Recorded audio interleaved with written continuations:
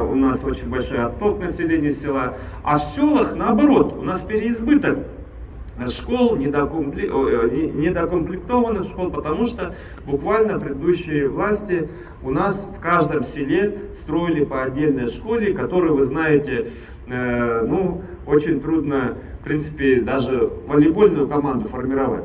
Не то, что там какие-то соревнования проводить. А вот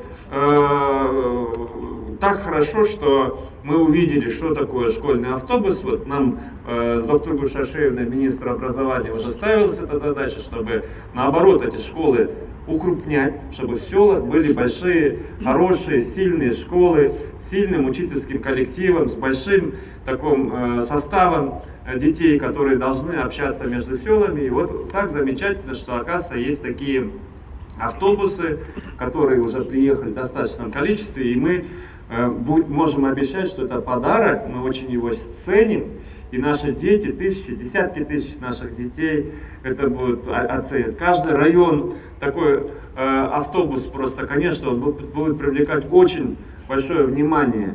Это просто очень, кто бы ни придумал этот проект, стратегически, я могу сказать, что он, конечно, охватит, дойдет буквально до каждого из 7 миллионов наших кыргызстанцев, и мы с благодарностью принимаем такой щедрый подарок нашей родной России.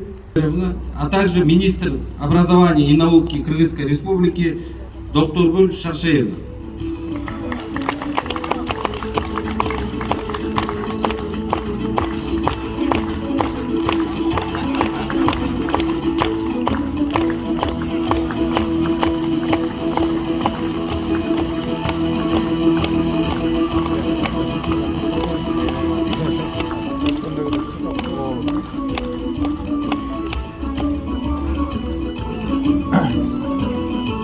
На этом мероприятие, посвященное передаче школьных автобусов, объявляется закрытой.